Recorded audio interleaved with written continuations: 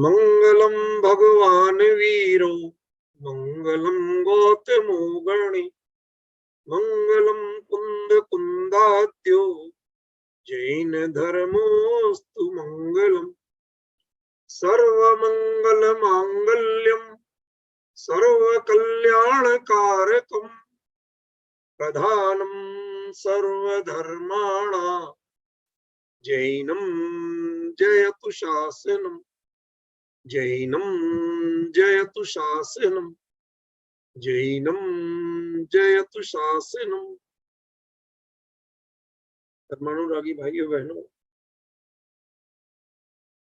इन प्रसंगों ने पिछले जो दिनों में घटित हुए, इन्होंने मुझे बहुत कुछ सिखाया। सैद्धांतिक ज्ञान शास्त्रों से, चिंतन मनन से हम कितना ही ले लें, लेकिन व्यावहारिक अनुभव वह आपको जब उस दौर से गुजरते हैं तभी आता है। मैंने बहुत गंभीरता से अनुभव किया कि आजकल हमारे जीवन में सांसारिक प्रवृत्तियां बहुत बढ़ गई हैं और अपनों का भी महत्व घट गया।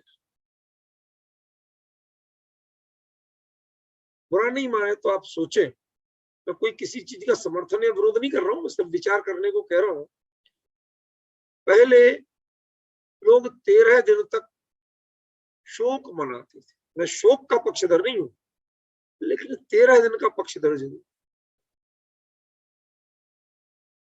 जो धर्म विधि है उसका पालन होना चाहिए। हम उसका इस रूप में तो करने लगे, साहब जिनवाणी नहीं छुएंगे, बहुत अच्छी बात है, नहीं छूना चाहिए। हम प्रक्षाल पूजन नहीं करेंगे, बिल्कुल साहब शास्त्र की मर्यादा है, नहीं करना चाहिए, ठीक है ना। हम दान द्रव्यादि नहीं डालेंगे, कोई बात नहीं, इकट्ठा डाल देना, कोई ऐसे रोक टोक थोड़ी है।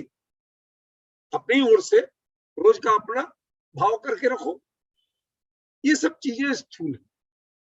मैं इससे आगे कुछ कहना चाहता हूं, हमारे लिए विचार करना पड़ेगा। यदि उन विषयों पर हम विचार नहीं करेंगे तो कहीं ना कहीं हम चूक करेंगे। मुद्दा क्या है, आजकल लगभग सारे देश में, विदेश में, सब जगह एक परिपाटी शुरू हो। लोगों को फुर्सत नहीं। पहला पॉइंट शांति भाई, फुर्सत नहीं। जो कुछ करना पहले 13 दिन में होता था, 3 दिन में होने लगा। मुझे लगता है आजकल जितने आधुनिक साधन आते जा रहे हैं, ये सेम डे निपटेगा। भाई चिता की आग 24 घंटे कम से कम लेती है, लेकिन जो आजकल के मॉडर्न आ गए हैं गैस और दूसरे बिजली वगैरह के, ये तो 2 घंटे में काम पूरा कर देते हैं, समझे ना। तो लोग धीरे धीरे सेम डे निपटाए। मैं ये विषय नहीं लेना चाहता, मैं कुछ और बताना चाहता। इससे नुकसान कहां हो रहा, लोग जो थोड़ा सा देहादि से भेद विज्ञान का चिंतन, अपनों के वियोग के साथ जो वैराग्य के भाव थोड़े बहुत जगाते थे, वो छूटते जा रहे। संसार के भोग, कमाई, भागम भाग, ये प्रधान होती जा रही। हम लोगों को रोज रोज नहीं जोड़ सकते। वो कहते हैं एक बार रिश्तेदार आते हैं, दोबारा कौन आए। आज के जमाने में समय किसके पास, ठीक है, कोई बात नहीं। लेकिन फिर मैंने विचार किया कि लोगों को धर्म, तत्व ज्ञान, तत्व चिंतन और वैराग्य, इससे जुड़ने का निमित्त तो बनना ही चाहिए। और इसके लिए त्रयोदशार माने 13 दिन का वह प्रक्रिया, वह उपक्रम चलना ही चाहिए। तो हमने कहा क्या करें, लोग तो रोते धोते हैं, या जाके बैठ जाएंगे चाय पार्टी हो। एक विडंबना है, जाएंगे वैराग्य के क्रम में और करेंगे राग वृद्धि के क्रम, संसार की चर्चा। तो मैंने ये आपको बताऊं, मैं सच्ची घटना, बात है 1981 की। आप समझ सकते हैं कितने साल हो चुके, 40 साल से ऊपर हो चुके। उस समय की घटना है, मैं उदयपुर में पढ़ता था। संयोग की बात, उसके पहले दिवाली पे अपने घर जाता था, घर परिवार में मनाता था। वहां घर से बाहर मनाने का पहली बार मौका, तो लोगों को मैंने कुछ प्रेरणाएं दी। हमने कहा देखो भैया, ये दुनिया भर के दिए जलाना मंदिरों में और ये लड्डू चढ़ाना अच्छी बातें नहीं। प्रयास करिए। लोगों को समझाया बुझाया, कई दिन पहले से समझाया बुझाया, तो लोगों ने संकल्प किया कि ना हम वहां पर पहले चीनी के लड्डू चढ़ते थे, वो वाले बूंदी के नहीं, पर वहां के अधिकांश मंदिरों में बूंदी के भी चढ़ते। रांधा हुआ अनाज नहीं चढ़ाना, ये नियम था हमारा, पर हम वो करते थे। बड़ी मुश्किल से उन लोगों को राजी किया कि आप नारियल गोला छील करके केसर के रंग से रंग करके वो चढ़ाई। वो परिपाटी उसके पहले मैंने कहीं नहीं देखी थी, पहली बार वहां से मैंने शुरू की। क्योंकि उसके पहले ललितपुर में भी जब हम देखते थे तो वो चीनी के ही लड्डू चढ़ते थे। मैंने विचार किया कि भाई, जब आग जलाना, रांधना और बनाना, कढ़ाई चढ़ना, हलवाई के काम होना, ये काम जब होंगे तो आप जीव हिंसा से बचोगे कैसे? और लोग बाग जो कहते हैं सावध लेसो बहु पुण्य रासो, तो सावध भले ही हम कम भी मान लें, लेकिन इसमें पुण्य की राशि है कहां? अष्टद्रव्य से जो आप पूजन करते हैं उसमें हमें समझ में आता कि सावध लेसो पाप कम है और बहु पुण्य रासो, क्यों? आपके उपयोग को जोड़ने के लिए जल से फल तक का यह वैभव, उससे मोह हटाने के लिए वो एक निमित्त बनती, तो वो तो हमें समझ में आता है। लेकिन ये आग जलाना, रांधना, लड्डू बनाना और उसके बाद उसमें चींटी लगे फिर वो मरे, ये तरीका हमें समझ में नहीं है। तो मैंने सबसे पहले वहां शुरू किया, उसके बाद वो चीज फैलते फैलते आज लगभग सारे विश्व में जो अध्यात्म प्रिय लोग हैं, जो अहिंसावादी हैं पक्के, जो जैन धर्म के मूल अन्याय को मानते हैं, उन्होंने एक काम शुरू कर दिया कि ये गोला चढ़ने लगा। सच्चे, बहुत अच्छी बात है। उसमें एक चूक प्रायः लोग कर जाते हैं। शांति भाई, मैं जान सिखाना मेरा काम, आज की चर्चा का असली विषय तो मैं थोड़ी देर बाद शुरू करने वाला हूं, ये कुछ जानकारियां दे। तो उसमें जो जहां पर बीज होता है ना, एक सफेद इतना सा बीज, हल्का सा छेद सा दिखता है, उसको लौंग लगाते हैं उसके। ये कोई धर्म विधि नहीं, बल्कि उसको अजन्मा बनाते। वो उसका अंकुर होता है, बीज होता है, नारियल बीज नहीं, गोला बीज नहीं, वो इतना सा जो लगा होता है, उससे पौधा पैदा होता है। आप समझ गए? और जब उसको अपने स्थान से हटा दिया जाए तो अकेला वो बीज पैदा नहीं हो सकता।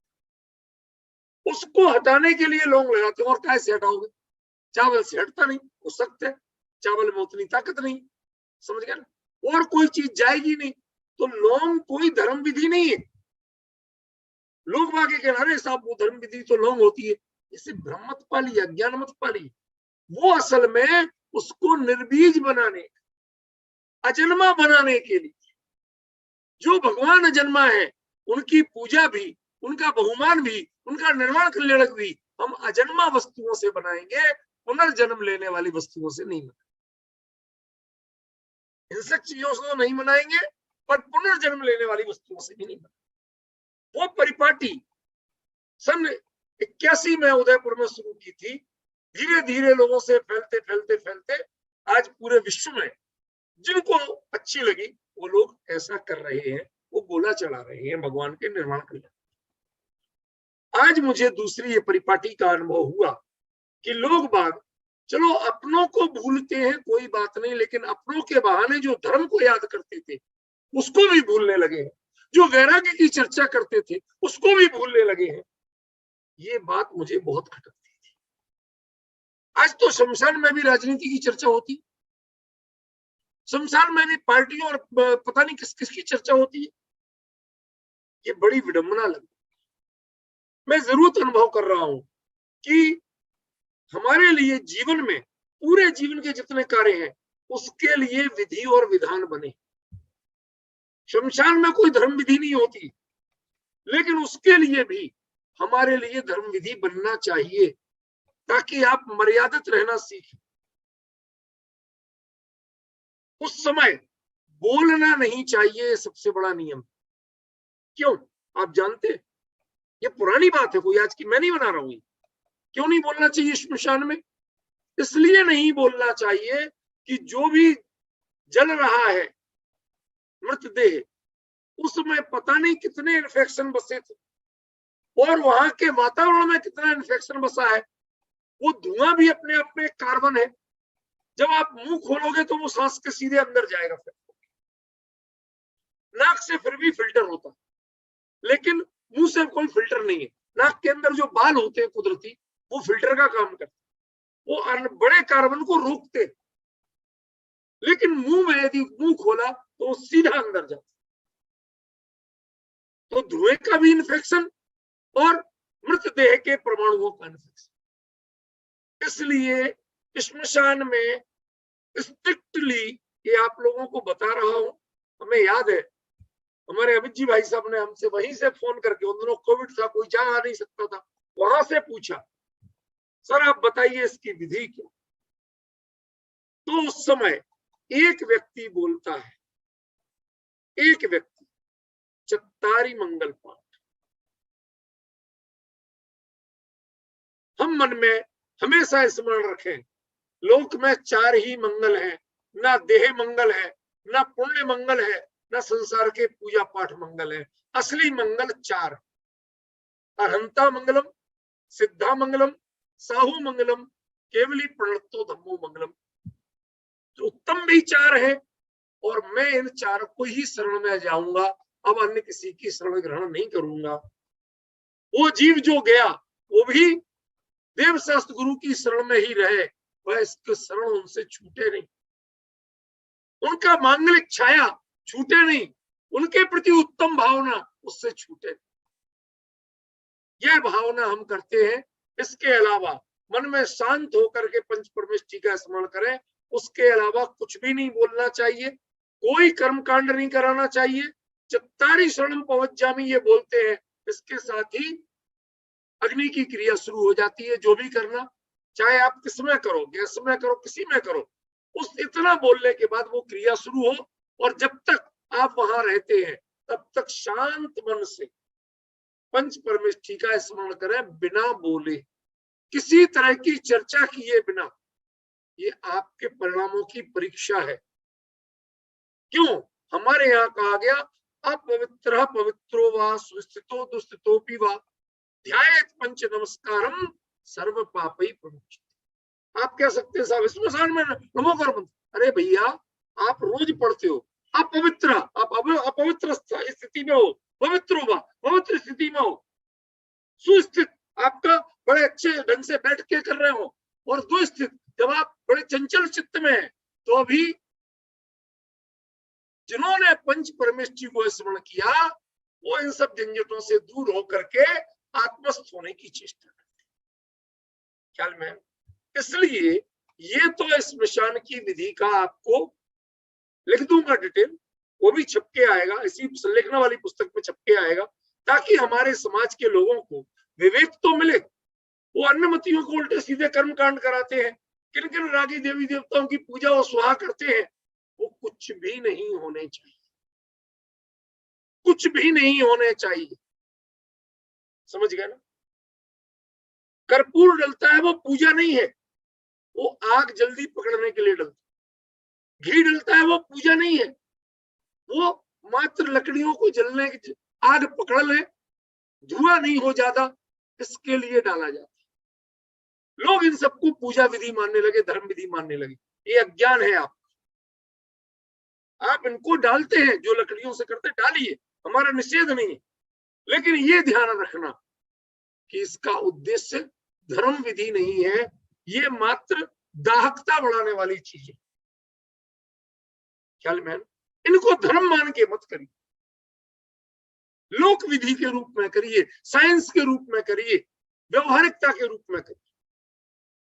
और इसके अलावा जब वहां से लौटे तो हर किसी को मुंह, नाक, आंख, कान जहां तक हो सके वो ऐसे धो के आना, हाथ भी अच्छी तरह, कपड़े भी झाड़ के। क्यों? वहां के जो प्रदूषण के परमाणु हैं वो परमाणु आपको साथ नहीं लाना। इसका उद्देश्य नहीं है कि कोई भूत बन के चिपट जाएगा, उसको छुड़ाने के लिए नहीं करते आप, बल्कि क्यों करते हैं? वो विज्ञान है, प्रदूषण छुड़ाना। उसके बाद घर आकर के आप पूरा स्नान करो, जरूरी है वो कपड़े पूरे दरवाजे के बाहर ही भीग जाए। क्यों? क्योंकि अंदर यदि वो यदि प्रदूषण कुछ रह गया हो तो चिपक जाएगा, वो उड़ेगा नहीं, घर के लोगों को नहीं लगेगा, ठीक है ना। वो किसी भी अंतर बाधा के लिए नहीं है, वो मात्र प्रदूषण के लिए। उसके बाद आप जाके पूरा स्नान करके हाथ पाते बैठिए, आप सहज है। ये तो हुई वहां की विधि। इसके बाद क्या करें?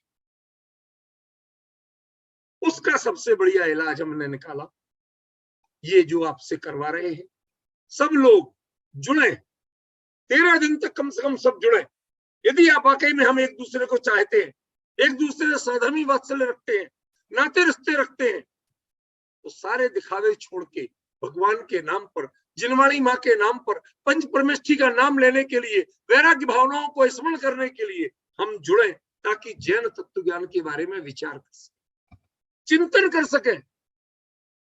जो वैराग्य आपके जीवन से ऐसा गायब हुआ कि वैराग्य का वाह नहीं जानते लोग, कम से कम भाई एक बार विचार तो करें, सोचें तो सही। आज लोग बोलने को मना कर देते। मैंने कभी इस बात का जोर नहीं दिया कि बहुत अच्छे गाने वाले ही गाएं, मुझे अच्छे कंठ वालों की परवाह नहीं है, अच्छे भाव वालों की परवाह है। आप कितने अच्छे भाव से गाते हैं वो महत्वपूर्ण है, कितनी तत्व की बात कहते हैं वो महत्वपूर्ण है। यदि उसके बाद अच्छे तत्व की बात के साथ अच्छे गला भी हो, सोने में सुहागा, उसको हम बुरा नहीं कह रहे, उसका तिरस्कार नहीं कर रहे, लेकिन आपकी कीमत किसकी होना चाहिए? भावों की। जो लोग संकोच करते हैं बिल्कुल नहीं करें, बल्कि उल्टा आगे बढ़ के विपिन जी को नाम दीजिए, कल मैं ये बोलूं, ताकि उन्हें दुविधा नहीं रहे, वो डायरेक्ट एंकरिंग करते हुए नाम बोल सके और इसमें लोगों को व्यवस्थित लगता है। सडनली आप किसी को बोले अब वो या तो हड़बड़ा के मना करते हैं, ये नहीं। और कोई खुशी है अपना स्वयं बताए, एक हम भी अच्छा तैयार करके लाए। कल से छतरपुर की समाज के लोग भी जुड़ेंगे, आज उनको हमने आईडी पासवर्ड दे दिए, वो सब जुड़ेंगे और वो उसमें वो भी जो कर सकेंगे कंट्रीब्यूशन करें। ख्याल में ये परंपरा अकेली मैं अपनी माँ के लिए नहीं कर रहा हूं, ये परंपरा की शुरुआत है। कुछ लोगों ने कभी की थी, उनका उद्देश्य दूसरा था। उनका उद्देश्य था कि हमारे पास भरपूर संसाधन है, हम टॉप से टॉप लोग जोड़ सकते। हमारा उद्देश्य अकेले गला और म्यूजिक से नहीं, हमारा उद्देश्य भावों से। उन भावों को हम समझे, एक दूसरे के भावों का सम्मान करें। और जब आप जिन भावों को बोलेंगे, आपके मन में भी तो चिंतन होगा कि नहीं हो, कि आप यूं ही बोल लेंगे? समझ रहे ना? तो ये हमें समझना होगा। ये परिपाटी जिस किसी के, हम तो नहीं चाहते किसी के ऐसे कोई दुस्संयोग बने, लेकिन जब भी जहां हो, जिसे प्रेरणा देना हो, जिसे सिखाना हो, एक ही काम सिखाइए। आजकल ये सोशल मीडिया आ गया, ऑनलाइन सिस्टम आ गया, लोग ऑफलाइन भी जुड़े और ऑनलाइन भी जुड़े, और जुड़ के वो समय उस भव्य आत्मा के चिंतन में, जैन तत्व ज्ञान के चिंतन में, अध्यात्म और वैराग्य के चिंतन में कम से कम आधा घंटा जरूर दें। और उसके बाद यदि किसी विद्वान का योग बने, या आप लोगों में से ही कोई भाव हो तो कोई भी बोल सकता। आप कहें कल किसी को बोलना हो, मैं अपना ड्रॉप करूंगा, आप लोगों को कहूंगा कि आप बोलिए, सुनेंगे हम। एक की जगह आपको लगता है 1 घंटा लगातार नहीं, आधा घंटा, दूसरा आधा घंटा बोलो। मैं चाहता हूं कि आपके मन में जो चिंतन है, जो भाव उमड़ रहे हैं, उनको भी अभिव्यक्ति का मौका मिलना चाहिए। हम सब उनको भी सुने, एक ही एक को नहीं सुनाते, ख्याल में।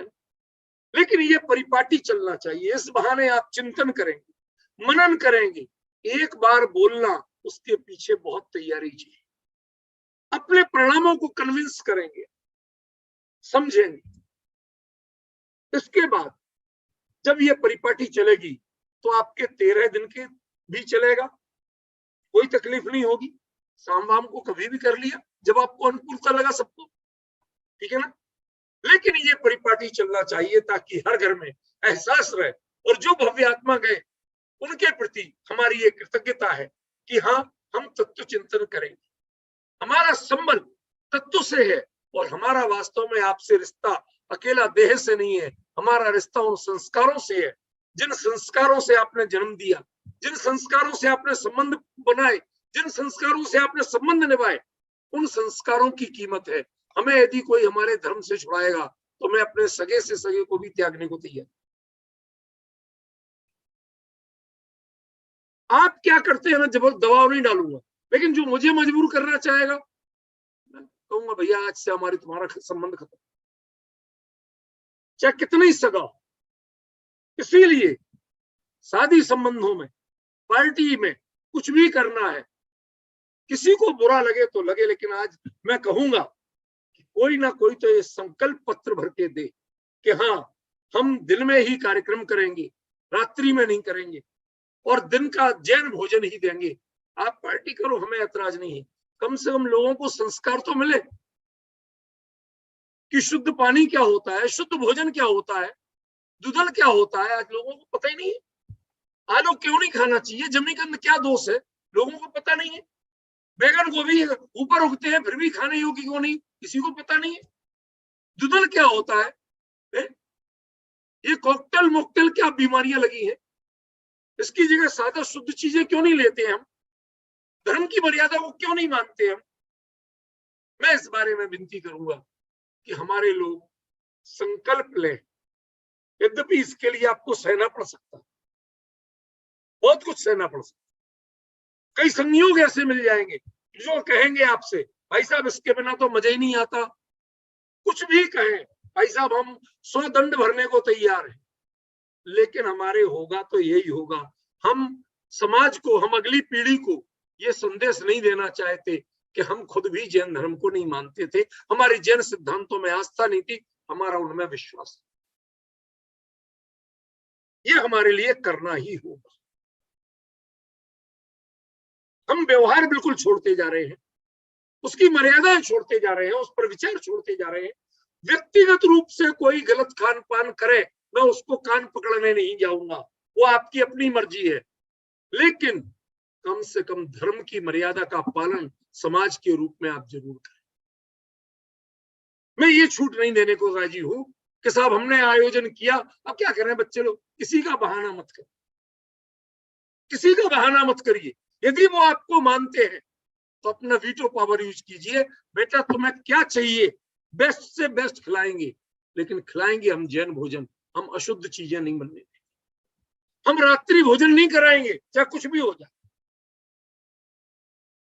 ये संकल्प हमें पालना हो। सुख दुख क्या है, हर्ष विषाद क्या है, ये तो मनोभाव है, दोनों ही विकार है, लेकिन हमारे लिए किसी भी स्थिति में धर्म का आचरण नहीं छोड़ना, धर्म के संस्कार नहीं छोड़ना। यदि आपसे ये चीज शून्य हो गई, छूट गई, तो भाई साहब आगे आने वाली पीढ़ी में किसके यहां जाओगे, किससे अपेक्षा करोगे। मैंने आपको बताया था, एक घर पहुंचे, उन्होंने की छान के पानी अभी ला देते, वो चाय छानने की छन्नी से पानी छान रहे थे प्लास्टिक, पता ही नहीं है कि पानी छाना कैसे जाता। चाय भी हम इसी से छानते, दूध भी इसी से छानते, जूस भी इसी से छानते, तो पानी भी छानते। अब चाय दूध छानना और पानी छानना, इनके विवेक में कितना अंतर है, ये पहचान खत्म होती जा रही है भाई साहब। इसलिए बहुत सह लिया हमने, बहुत झुक लिए बच्चों के आगे। इतना आप संकल्प करें कि हम इस चीज को नहीं गिरने देंगे, जो भी होगा हम हाथ जोड़ेंगे, हम अतिरिक्त खर्च स्वीकार करेंगे, तुम्हारी 10 शर्तें मानेंगे, लेकिन इस शर्त पर हम नहीं बिगड़े। ये संकल्प बनाना हो। 13 दिन तक ये हमारा धर्म भाव चलेगा, ज्ञान वैराग्य की चर्चा चलेगी, इसके बिना हमारे 13 दिन पूरे नहीं होंगे, ये हमें संकल्प लेना।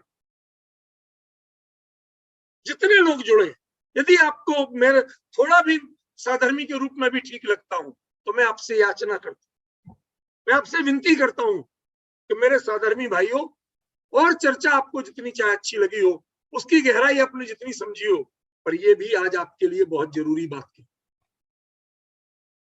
हम टोटल पहचान खोते जा रहे हैं।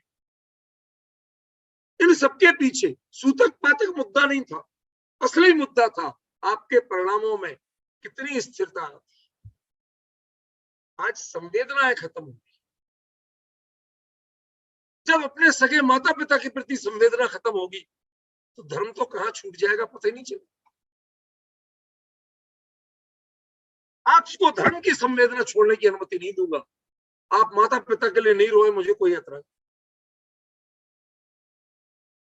लेकिन इतना विवेक रखा जाए। साथ ही मैं आपको स्मरण दिलाना चाहता हूं, आजकल कुछ बातें बड़ी अज्ञानता की चलने लगी। जब चर्चा का विषय ही ऐसा है, तो मैं उन चीजों को खुल के बताऊं।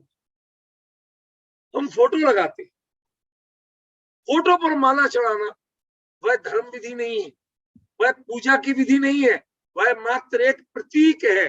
जैसे स्त्रियां सिंदूर लगाती हैं सौभाग्यवती होने का, ऐसे ही फोटो पर माला चढ़ना वह दिवंगत होने का प्रतीक है, इसके अलावा कुछ नहीं। वह उसकी कोई सम्मान विधि नहीं है, वह एक सिंबल है, पहचान का तरीका है। कोई भी देख के जान जाता कि साहब अब ये नहीं, इतना ही बताना है, उसका और कोई उद्देश्य, समझे। लेकिन उसके सामने जो हम कोई पीले चावल रख देते, कोई गुलाब की पंखुड़ियां रख देते, भाई साहब ये कुछ भी करना बंद कीजिए। ये सब पूजा विधि के रूप में लिया जाता।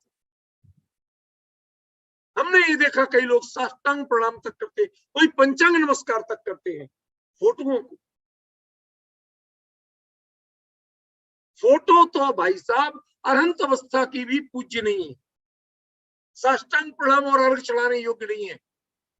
तो जो अविरति ग्रस्त है उनकी तो कहां से पूज्य हो जाएगी, उसमें ये संस्कार, ये छूट कहां से मिल जाएगी।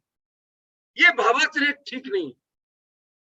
सम्मान करिए, लेकिन अंधभक्ति मत करिए। विवेक का तिलांजलि मत दीजिए, विवेक को जीवित रखिए।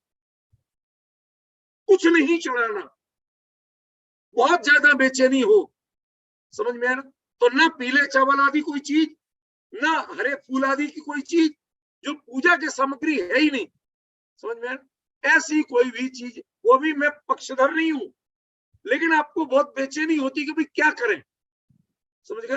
तो जैसे कई लोग ये सुनहरी पन्नी वन्नी काट के थोड़े से रख देते, वो कर दो, वो एक बार फिर भी कम से कम उसमें आरंभ परिग्रह किसी तरह का पूजा आदि का दोष नहीं लगता।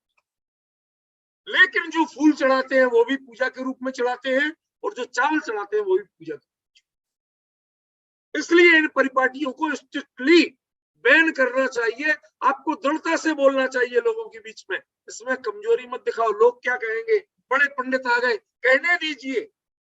आप दृढ़ता से बताइए। आप सजग नहीं होंगे, आप नहीं बताएंगे, तो भाई साहब आगे आने वाली पीढ़ियों में जितना धर्माचरण है वो वैदिक चलेगा, वह अन्य मतियों का चलेगा। कई लोग साईं को जैसा करेंगे, लेकिन वीतराग परमात्मा अनंत के केवली परमात्मा के अनुसार नहीं करेंगे। अंधेरा मत कीजिए अगली पीढ़ियों में।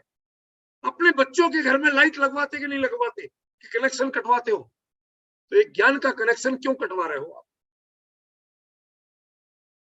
धर्म को क्या अंधेरा मानते हो आप? धर्म के ज्ञान को अंधेरा मानते हो आप, अशुभ मानते हो? नहीं मानते हो तो आप उसकी ज्योति जलने दीजिए, जलाइए, समझाइए, सिखाइए। कोई अपना लगता हो चाहे नहीं, कोई आपको सनकी बावड़ा भी कहे, चिंता मत कीजिए, कहेंगे लोग, पर सत्य बताना हमारा काम है। हम बताएंगे, शालीनता से बताएंगे, लेकिन पूरी दृढ़ता से बताएंगे। पहला संकल्प हम अपने जीवन में दृढ़ता से पालेंगे, और दूसरा संकल्प दूसरे को भी सत्य बताने से नहीं छूटे।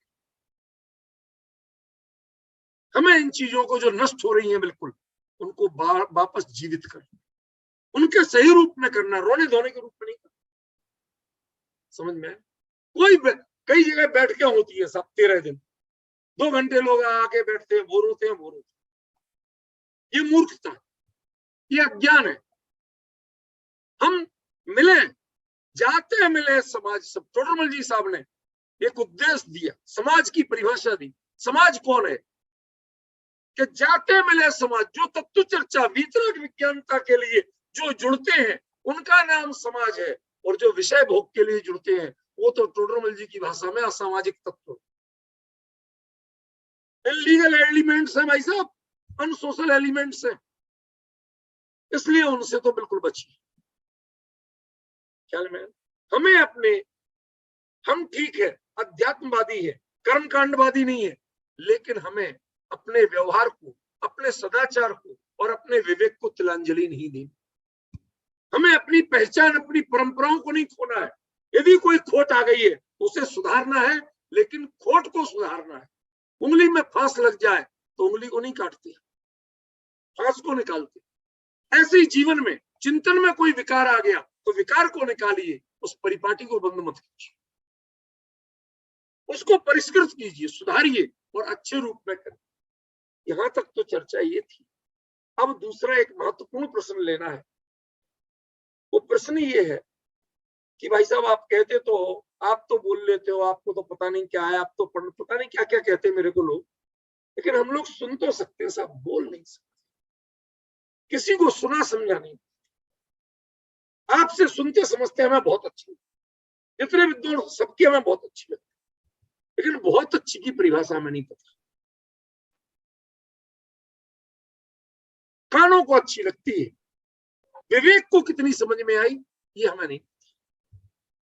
आपके तर्क अच्छे लगते हैं, तर्क अच्छे लगना और तत्व अच्छा लगना, इन दोनों में जमीन आसमान का। शांति कर। मैं कई ऐसे मुद्दे लूंगा अब लगातार कि जिन विषयों पर हम शास्त्र आगे होने के कारण चर्चा नहीं कर पाते, उन विषयों को बिल्कुल क्लियर दो टूक रूप में बताऊंगा और कहूंगा कि इनको तो आप खास तौर पे जैन व्यवहार जीवन, जैन तत्व चिंतन पद्धति, इनकी आवश्यकता, लोक व्यवहारिक आवश्यकता, जो भी नाम देना है वो देके हर किसी को 10-10 बार सुनाइए, समझाइए। क्योंकि ये चीजें बिल्कुल आपके यहाँ से इतनी तेजी से खत्म हो रही, हाथ से रेत इतनी जल्दी नहीं छूटती है जितनी तेजी से खत्म हो। आगे आने वाली पीढ़ी में आपके बच्चे नहीं पहचानते, समझ में आए? तो आपको इस पर समझ, शांत होना पड़े। अब प्रश्न क्या है कि साहब यही चीज हम सुनते हैं, मनन चिंतन हम भी करते हैं, लेकिन जब हम आपसे सुनते हैं, देखो एक बड़ा प्रश्न दे रहा हूँ शांति भाई, बहुत ध्यान से सुनो। आप लोगों से सुनते हमें बहुत अच्छे, गुरुदेव श्री के सुनते हमें बहुत अच्छा लगता, लेकिन समस्या कहाँ होती है कि जब आप अकेले में चिंतन करने को कहते हो तो हमें अंधेरा काटने को दौड़ते, हम अपने ही साथ नहीं दे पाते, हमारे परिणाम, हमें लगता है हम तो डगमगा रहे हैं। आप कैसे एक बात, एक शब्द पे घंटों घंटों चला लेते हो, हम तो 2 मिनट में नहीं उत्तर दे रहा हूं, और प्रैक्टिकल उत्तर दे। यदि ये समझ में आ गया आपको तो, और उसका थोड़ा सा अभ्यास कर लिया, आप जीवन में कभी नहीं कहोगे कि हाँ हम इस पर विचार नहीं कर सकते, इस पर हम बता नहीं सकते, इस पर किसी को समझा नहीं सकते। हाँ, आपकी भाषा शैली पंडितों जैसी लच्छेदार, पंडितों जैसी जोरदार नहीं होगी, लेकिन बात में दृढ़ता होगी और स्पष्टता होगी, ये मेरी गारंटी। क्लू दूं? कल्पना कर सकते हो क्या बात शुरू करना चाहता हूं?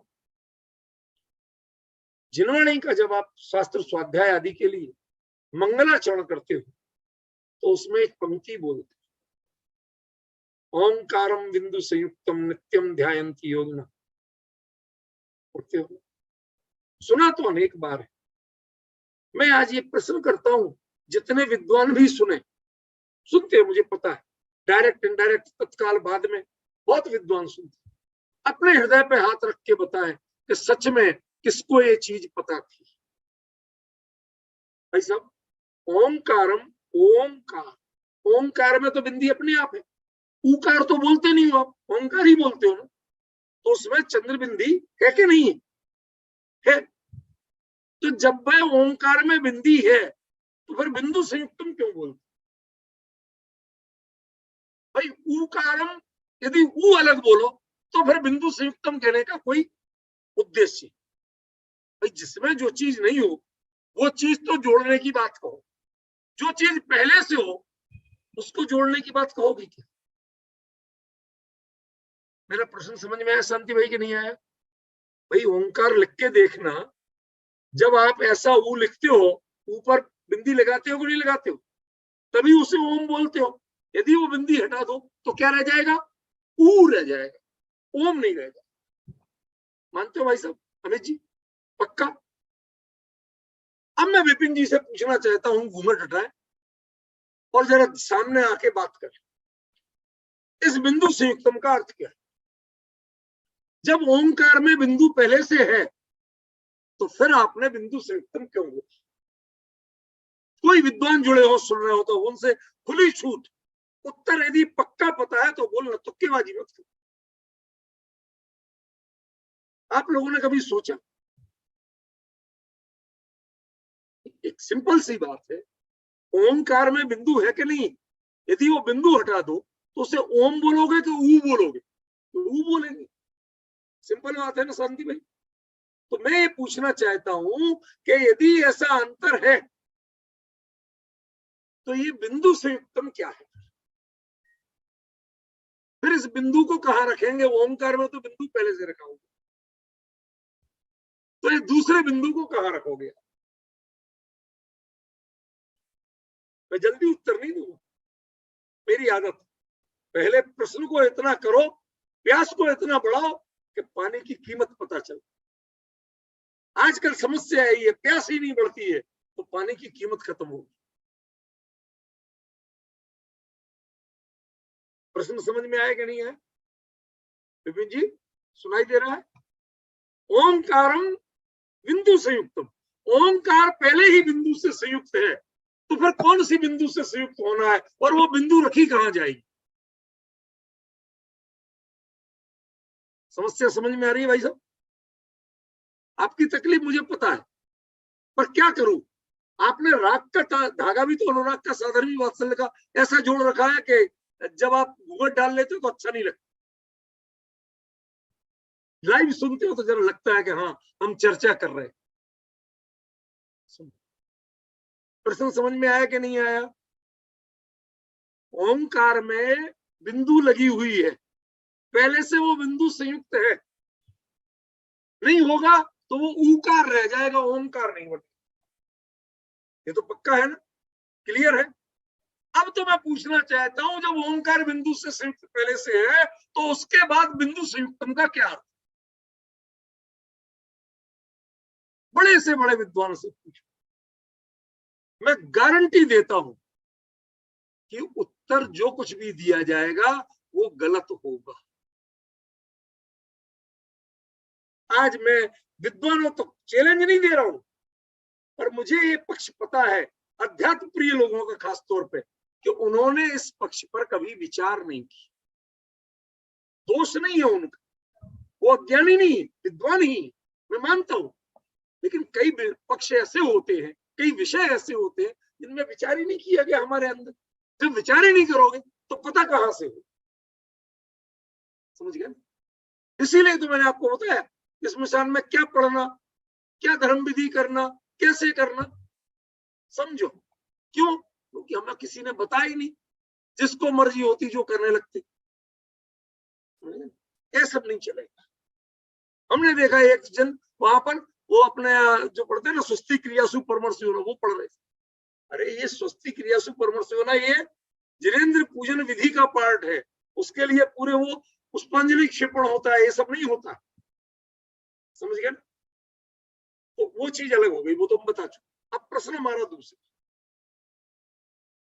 क्या पढ़ते हो? स्वाध्याय के पहले नियम से पढ़ते हो ओंकारम बिंदु संयुक्तम नित्यम ध्यायन्ति योग, साथ में क्या जोड़ दिया? उस बिंदु की पहचान क्या बताई? नित्यम ध्यायन्ति योग ना, योगी लोग जिसको नित्य ध्यान करते। क्यों भाई साहब? हमें विपिन जी सही तो बोल रहा हूं ना? गलत अर्थ तो नहीं कर रहा हूं? ठीक है ना? हम कहते हैं कि ये कौन सा बिंदु संयुक्त है? जब ओंकार पहले से बिंदु संयुक्त है तो ये दूसरा बिंदु आया कहां से, उसे लगाए कहां? आपको लग रहा होगा कि बहुत खींच रहे हैं, जान के खींच रहे। पहले प्रश्न इतना लग जाए, खुद दिमाग दौड़ा लो, पूरा जोर लगा लो, और उत्तर किसी को मिल जाए तो मैं कह रहा हूं पहले आप बोलो, बाद में मैं बोलूं। मुझे पता है नहीं आएगा उत्तर, अच्छी तरह पता है। और उसका कारण एक ही है कि हम जिनवाणी के, हम धर्म विधियों के अधिकांश पक्षों पर विचार नहीं करते, रूढ़ी से पढ़ते हैं, रूढ़ी से सुनते। पंडित भी परहेज करते हैं ऐसी चीजों से, समझ गए? आज जब चर्चा हो जाएगी, पहुंच जाएगी, तो कल के बाद बहुत से विद्वान समझाएंगे इसको, लेकिन अभी तक नहीं बता। इसका उत्तर मुझे मिला था अमृता शीति में, कहीं नहीं मिला। वहां दिया, ओम अक्षराद्य खिलवांगमय हेतु भूतम बिंदु देवम। मैंने आपको बताया था एक बार जब अपनी चर्चा चली थी। और उसके लिए जो हमारी सुमन बहन ने जो आज पढ़ा था समता षोडशी, इस समता की भावना उस बिंदु देव के साक्षात्कार के लिए वो दिखने लगे, इसके लिए बहुत जरूरी है कि पहले आपका जो मन के विकल्प है वो शांत हो, वो जरा सी बात पे बेचैन नहीं हो, उत्तेजित नहीं। संसार के प्रति आप जितने शांत होंगे, बिंदु देव का दर्शन उतने ये कोई देव वेव नहीं है, ध्यान रखना। ये खाली एक सफेद चमकता सा, जैसे छोटे से चांद का टुकड़ा हो गोल सा, बस उतनी चमकता हुआ दिखता है, उसे देव कहा गया। लेकिन वो देव शास्त्र गुरु वाला देव नहीं है, ना उसकी कोई धर्म विधि बता रहा हूं। ये एक मन को शांत करने की एक व्यवहारिक विधि, जो हमारा विकल्प जाल बहुत चलता ना, उस विकल्प जाल को थोड़ा शांत करो।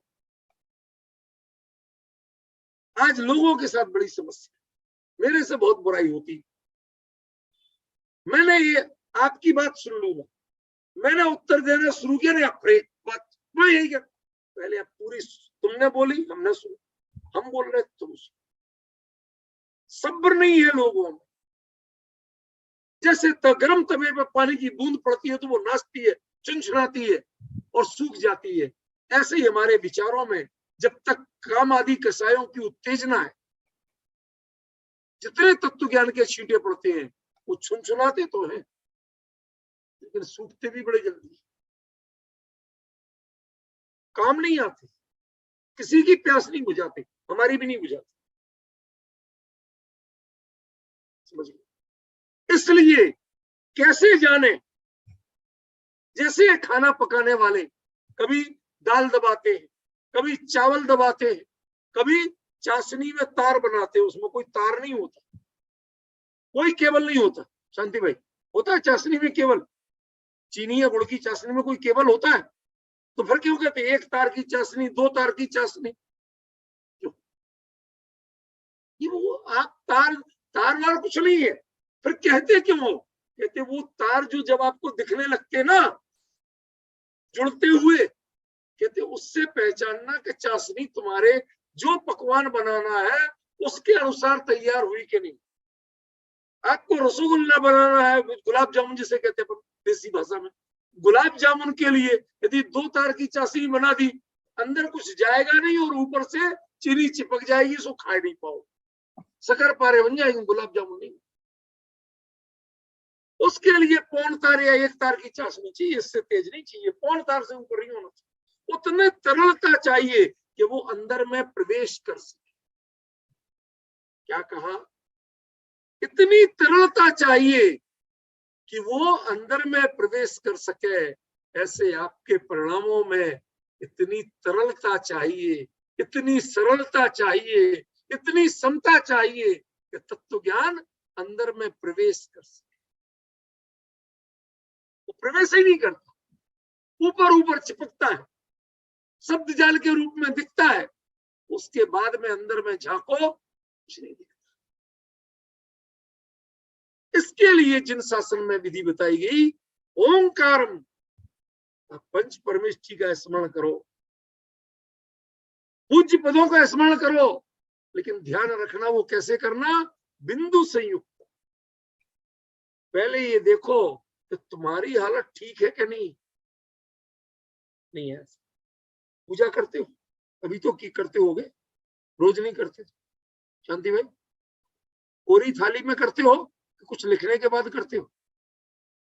चढ़ाने की थाली और द्रव्य की थाली कुछ पहचान होती कि नहीं होती? जब अष्टद्रव्य क्रम से रखे होते हैं तो आपको लगती है थाली सच्ची है, और जब वही अष्टद्रव्य बेतरतीब से चढ़े होते हैं जगह जगह तो आपको लगती है ये तो चढ़ी हुई है, निर्माल्य है, छूना मत। क्या पहचान है आप, कितने विवेकी है आप, हर चीज से पहचानते, लेकिन अपने परिणामों की पहचान है क्या आप? इनको पहचानते हैं कि कौन सा परिणाम निर्मल है और कौन सा परिणाम पूज्य है, कौन सा परिणाम आपकी पूजा की थाली है? जिसमें बिंदु नहीं लगा वो पूजा की थाली नहीं है परिणाम। ये महत्व है बिंदु देव का, इसलिए कहा ओंकारम बिंदु संयुक्त। अभी इसका खुलासा करूंगा, अभी समय है मेरे पास 10 मिनट का, मैं करूंगा, लेकिन पहले पॉइंट पे तो आइए। जैसे आप उसमें स्वस्तिक आदि बनाते हो, उसके बाद स्वस्तिक की एक्चुअली पूजा नहीं है, वो तो उसके बाद जो ऊपर सिद्ध शिला में जो बिंदु बनता है असली, ऐसे ही ये अब समझ में आया? ये बिंदु पहचान है, ऊपर लगा हुआ नहीं, बिना चंदन के, बिना केसर के, बिना छुए, बिना आंख खोले जो बिंदु दिखने लगे, एकदम धवल, शशधर कर गौरम। आचार्य योगेंद्र देव उसकी पहचान बताते, शशधर कर, शशधर माने चंद्रमा और कर माने किरणें, चंद्रमा की किरण के समान एकदम गौर वर्ण का, लेकिन उसमें ताप नहीं होना चाहिए, उससे बेचैनी घबराहट नहीं हो। जैसे चंद्रमा को आप देखें टकटकी बांध के, आंख में दर्द नहीं होता, और सूरज को यदि 2 मिनट देख ले तो आंख से पानी आने लगता। जी ख्याल में आ रहा कि नहीं आ रहा? ऐसे आपका चित्त जब इतना प्रशांत हो कि किसी विषय पर गौर करें और आपके चित्त में विक्षोभ पैदा ना हो, चिंता पैदा ना हो, नए तर्क नहीं आए उसको काटने के लिए। यदि ऐसा मानेंगे तो इसका क्या होगा? लोग बागों के चित्त में एक ही समस्या चढ़ी, क्रमबद्ध क्यों नहीं मान सकते, मेरे पुरुषार्थ का क्या होगा, फिर तो मैं कुछ कर ही नहीं सकता। अरे भले आदमी, तू ना तो पुरुषार्थ को जानता है, कर्ता भाव को पुरुषार्थ मानता है, और उस कर्ता भाव की रक्षा के लिए क्रमबद्ध का विरोध कर रहा है। अजीब बावड़ा है। अरे क्रमबद्ध तुझे मानना नहीं मानना तू जान, लेकिन कम से कम कर्ता भाव के पोषण के लिए, उसकी रक्षा के लिए तू क्रमबद्ध का विरोध करता है। ये बात मुझे पॉइंट समझे कि नहीं समझे अमित जी? किसके लिए विरोध कर रहा है? विरोध करने का कारण तो ढूंढ, आधार तो बता। लोग कहते साहब विजाति में संबंध नहीं करना, लोग बात तर्क भी देते साहब। चक्रवर्ती कौन से, जब मिलेच्छ की कन्याओं से प्रणय करता है तो वो क्या सजाती होती? वो चक्रवर्ती होके कर सकता, हम करें तो तुम? अरे भाई, वो गुड़ की भेली पर रेत के दाने की तरह आती, उन्हें गुड़ बन के रहना पड़ता है, रेत बन के नहीं रहना पड़ता। समझे जी? समझ में आया? मतलब उन्हें अपने संस्कार, अपने आचार विचार सब भूल करके जो उसके कुल की परंपरा है पूरी तरह उसमें रमना ही पड़ता है। आजकल हालत उल्टी है, आजकल परिवार की नहीं चलती है, लड़के की नहीं चलती है, जो आती है वही अपनी चाबी घुमाती है। हमारे जैन समाज के शीर्ष कई परिवार में जानता हूं, उनकी दशा यही, उनके घर में ये विडंबना आ चुकी है कि नमोकार मंत्र लेना पढ़ना मना है, जैन धर्म पंच परमेष्ठी का नाम लेना मना है। जो इस जैन समाज के सर्वश्रेष्ठ मुखिया हुआ करते थे उनके घरों की स्थिति क्यों? काम एक ही हूं, गृहिणी संस्कारवती नहीं है। हम लोग कसम करें, अपनी औलाद वो आपके यहाँ जैन कुल में पैदा हुई, उसको हम अन्य संस्कारों में नहीं धकेले। कम से कम हम तो अपनी पीढ़ी को सुरक्षित रख के जाएं, आगे जो होना होगा देखा जाएगा, लेकिन हम अपनी ओर से अपराध नहीं करें। अपराध शब्द प्रयोग कर लो, अपराध नहीं करें अमित जी भाई साहब। यदि करते हैं तो क्या होगा? वो अपराध कहलाएगा। अब हिम्मत हो सुनने की तो सुनिए, नहीं हो तो मना कर दीजिए, नहीं बोलू। इसी प्रकार जिस समय तत्व की बात सुनना हो तो खाली टाइम पास के लिए फ्री में मिल रही इसलिए नहीं सुन, और किसी में पैसा देना पड़े तो हमारी चीज कीमती हो जाती। हमारी साइकोलॉजी बड़ी विचित्र। हम तो बहुत देखते हैं, जब सीजन में घिया नहीं आती तेज सर्दियों में, और वो कलकत्ता से लिपट के आती है, हमारी मीना बहन भेजती है, तो वो पेपर में रैप होके एक एक घिया आती है, और दिल्ली में वो 80 से 120 रुपए किलो मिलती है। तो लोग कह रहे भाई साहब थोड़ी घिया दे दो, जो खाते नहीं थे। भाई साहब आज तुमने घिया की सब्जी बनी, क्यों? तुम्हें संतोष घिया के गुण दोष से नहीं,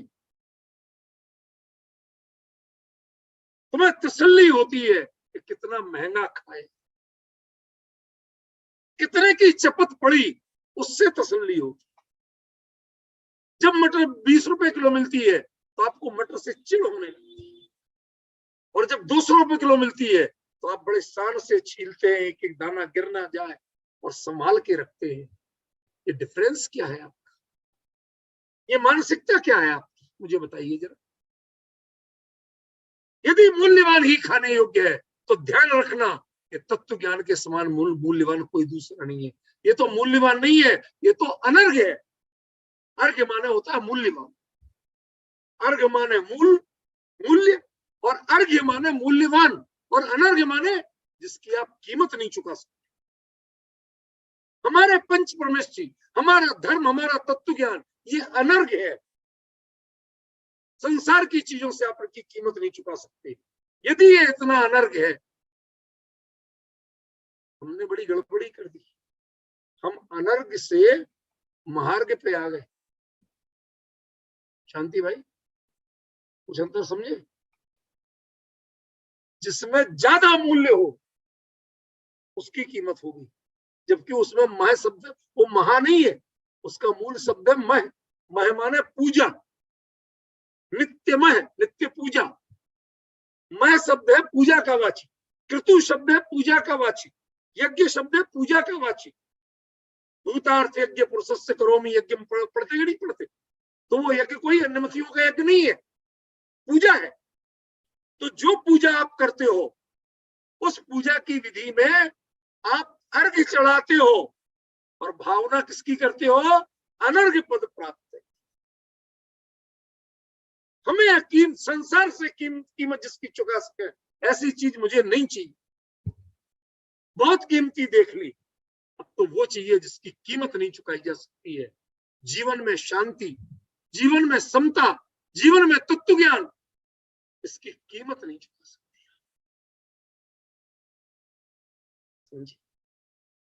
मैंने भरे हृदय से बोला, लिखना शुरू किया कि हमने बहुत सारे पढ़ने वाले देखे, टॉपर देखे यूनिवर्सिटी के, लेकिन जो बिल्कुल अनपढ़ हो, जिसे कुछ भी नहीं आता हो, तो जीवन की सबसे बड़ी परीक्षा में टॉप कर जाए तो आश्चर्य नहीं होगा, अटपटा नहीं लगेगा। हमने देखा अपनी आंखों से, मेरी मां बिल्कुल अनपढ़ थी, निरक्षर भट्टाचार्य। पता नहीं है बंगाल के लोग सारे भट्टाचार्य के सब पढ़े लिखे होते, लेकिन भट्टाचार्यों को निरक्षर क्यों कहते हैं हमें समझ नहीं। हमारे यहाँ तो भट्टाचार्य होते नहीं, होते सारे बंगाल में, समझ में। तो उनको क्यों कहते हैं तो कोई बंगला ही बता सकेगा, लेकिन मैं मुहावरे के रूप में प्रयोग कर रहा हूँ निरक्षर भट्टाचार्य, किसी जाति के रूप में प्रयोग नहीं कर रहा हूँ, कि हमारे लिए पढ़े ही नहीं, लिखे ही नहीं, आते ही नहीं, उसके बावजूद उन्होंने तत्व ज्ञान को इतना अपने जीवन में संभाला था, अकेला सुना नहीं था, संवारा था, अपनाया था, कि लास्ट के दिनों में उस तत्व ज्ञान की बल पर उन्होंने अपने अनंत वेदना शरीर में होते हुए इतने प्रशांत परिणामों से सारा कुछ किया। ये प्रभाव है बिंदु संयुक्त। बिना समता के वो बिंदु देव नहीं दिखते, वो अंदर की चमक नहीं दिखती। और वो जिस दिन भ्रू युगल मध्य, इन दोनों भवों के बीच में जो आईब्रोज होती ना, इनके बीचों बीच इस जगह पर एक ये थम के आकार, इतना जब अंदर से, ये कुछ नहीं है, धर्म नहीं है, चमत्कार नहीं है, टोटका नहीं है, एक सिंबल है, आपके परिणामों के शांत होने का सिंबल है। आपके परिणामों में चित्त में विक्षोभ तो नहीं है, उसकी पहचान है।